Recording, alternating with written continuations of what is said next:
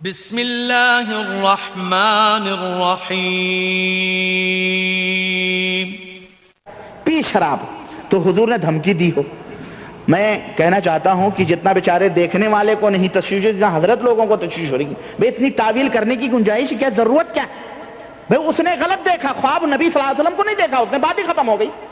سوال یہ پیدا ہوتا ہے کہ دیکھنے والا نبی کریم صلی اللہ علیہ وسلم کو خواب میں دیکھتا ہے نا، لیکن اس کو کیسے معلوم کیا نبی کریم صلی اللہ علیہ وسلم؟ کیا اس نے نبی کریم صلی اللہ علیہ وسلم کی شکل و صورت دیکھی ہے؟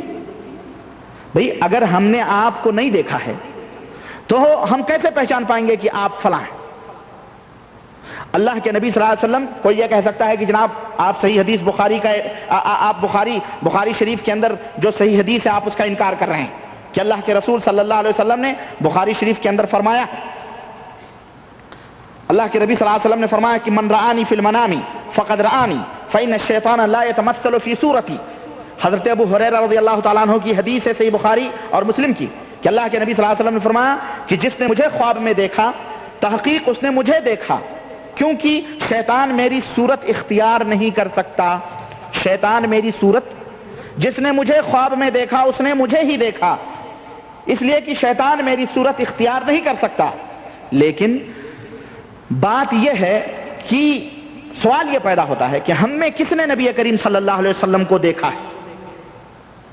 کس نے نبی کریم صلی اللہ علیہ وسلم کی صورت مبارکہ کو دیکھا ہے؟ کسی نے دیکھا ہے جو یہ دعویٰ کرے کہ ہم نے حضور کو دیکھا؟ جب تک ہم آپ کی صورت نہیں دیکھیں گے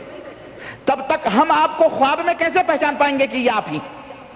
جب ہم نے زندگی میں دیکھا ہوگا جبھی آپ کو ہم پہچان پائیں گے کہ جناب علی عبد الرحمن یہ ہیں، عبداللہ یہ ہیں، شمس الدین وہ ہیں، اور فلانے وہ ہیں، فلانے وہ ہیں، جبھی ہم پہچان پائیں گے۔ جب ہم نے دیکھا ہی نہیں، چنانچہ فتح الباری کے اندر جو صحیح بخاری کی شرح ہے اس کے مطابق اس کے بعد نسخوں میں آتا ہے کہ قال ابو عبداللہ قال ابن سیرین اذا رآہ فی صورتہ، جب کسی نے نبی کریم صلی اللہ علیہ وسلم کی اصلی صورت دیکھی ہو، وہ نبی کریم صلی اللہ علیہ وسلم کو دیکھے خواب میں، تو سمجھو کہ اس نے ہمیں دیکھا۔ جس نے آپ صلی اللہ علیہ وسلم کو دیکھا ہو،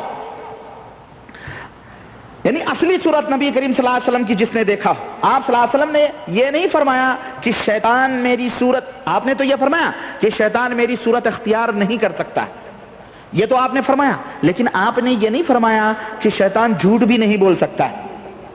شیطان جھوٹ بھی نہیں بول سکتا، یہ آپ صلی اللہ علیہ وسلم نے نہیں فرمایا۔ تو یہ جو حدیث ہے یہ صحابہ کرام کے لیے، صحابہ کرام نے حضور کو دیکھا، اب اس کے بعد حضور کو خواب میں دیکھیں تو سمجھو حضور کو دیکھو، کیونکہ وہ حضور کی اصلی ناک، آنکھ، کان، پوری چیز جانتے تھے، حلیہ مبارک ان کے ذہنوں میں تھے۔ لیکن آج کے دور کے لوگ یا نبی کریم صلی اللہ علیہ وسلم کو جنہوں نے نہیں دیکھا، وہ یہ کیسے کہہ سکتا ہے کہ نبی کریم صلی اللہ علیہ وسلم کو ہم نے دیکھا ہے؟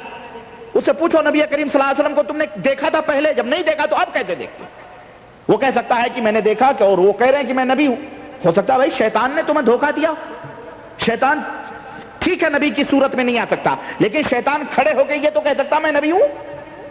اور زکریا صاحب نے ایک جگہ اس شبہے کو بھی زائل کرنے کی کوشش کی ہے، لیکن یہ ان کا وہم اور خیال ہے، اس کے اوپر کوئی دلیل نہیں۔ زکریا صاحب نے یہاں لکھا ہے کہ نبی کریم صلی اللہ علیہ وسلم، اللہ تعالیٰ نے یہ قدرت عطا نہیں فرمائی ہے کہ خواب میں آ کر کسی طرح اپنے آپ کو نبی کریم صلی اللہ علیہ وسلم ہونا ظاہر کرے، مثلا یہ کہے کہ میں نبی ہوں، یا خواب دیکھنے والا شیطان کو نعوذ باللہ نبی کریم صلی اللہ علیہ وسلم سمجھ بیٹھے، یہ طاقت نہیں عطا فرمائی ہے۔ یہ زکریا صاحب کی یہ بات بے دلیل ہے، اس کی کوئی دلیل نہیں، یہ اپنی طرف سے انہوں نے پنچ لگایا ہے، لیکن پڑھنے والا یہ سوچے گا کہ زکریا صاحب نے حدیث کے حوالے سے یہ بات نقل کی ہے، نعوذ باللہ یہ جھوٹ بات ہے۔ شیطان جھوٹ بول سکتا ہے، نبی کی شکل میں نہیں آ سکتا، بے شک یہ ہمارا ایمان اور عقیدہ ہے، لیکن شیطان کھڑے ہو کر کے یہ کہہ سکتا ہے کہ جناب علی یہ کیا کہتے ہیں میں نبی ہوں، یہ کہہ سکتا ہے۔ ارے میاں لوگ تو زندے میں کہہ دیے کہ میں نبی ہوں، زندے میں لوگوں نے کہا، شیطان نے انہیں دھوکہ دیا، کہا کہ نہیں کہا؟ غلام محمد قادیانی نے کہا کہ میں نبی ہوں، اور اسی طرح سے اسود عنسی، مسیلمہ کذاب، ان تمام لوگوں نے کہا کہ جو جاگتے تھے انہوں نے نبوت کا دعویٰ کیا کہ میں نبی ہوں، انہوں نے نبوت کے دعوے کیے، اور لاکھوں کی تعداد ان کے پیچھے چلی گئی، لاکھوں لوگ ان کو اپنا نبی ماننے لگے نبی کریم صلی اللہ علیہ وسلم کے بعد۔ اور یہی شیطان تھا جو خدا بن کر شیخ عبد القادر جیلانی کو گمراہ کرنے کے لیے آیا اور اس نے کہا میں تیرا خدا ہوں، جا جو تیرے لیے حلال تھی وہ حرام، جو تیرے لیے جتنی چیزیں حرام تھیں وہ سب میں نے حلال کر دی ہیں، اور جو بھی ساری عبادت بات تیری سب کوئی ضرورت نہیں ہے، تجھے میں نے جنت دی دی۔ شیخ عبد القادر نے کہا کہ تو شیطان لگتا ہے، کیوں؟ اس لیے کہ جو حلال ہیں وہ مومن کے لیے حلال ہیں، جو حرام ہے وہ حرام ہیں، تو مجھے شیطان لگتا ہے۔ چنانچہ انہوں نے لا حول ولا قوت الا باللہ پڑھا تو وہ بدلی کی وہ دھواں ہو گیا۔ اس نے کہا جا تیرے علم نے تجھے بچا لیا۔ تو شیخ عبد القادر جیلانی نے کہا ظالم میرے علم نے نہیں، میرے اللہ نے مجھے اس گمراہی سے بچایا۔ تو شیطان تو خدا بن کر کے گمراہ کر سکتا ہے، تو وہ تو علم والے تھے، اللہ تعالیٰ نے انہیں علم عطا فرمایا تھا کہ کوئی شخص خدا نہیں ہو سکتا، نہ اس طرح کے کہہ سکتا ہے، تو وہ بچ گئے۔ یہ تبلیغی نصاب، تبلیغی جماعت والے بیچارے یہ تو لا علم لوگ ہیں، بے علم ہیں، 99% لوگ جاہل ہیں بیچارے، ان کو تو علم ہی نہیں ہے بیچاروں کو قرآن و سنت کا، تو انہیں شیطان گمراہ کرنے میں اس کو کتنا ٹائم لگے گا۔ اور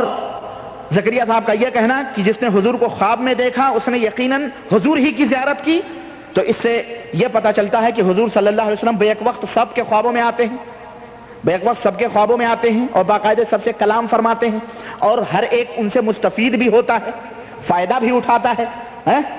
جبکہ یہ بات آج تک کوئی علم ایجاد ہی نہیں ہوا ہے کہ کوئی آدمی خواب میں دیکھے تو دونوں سے باقاعدہ خوابوں میں۔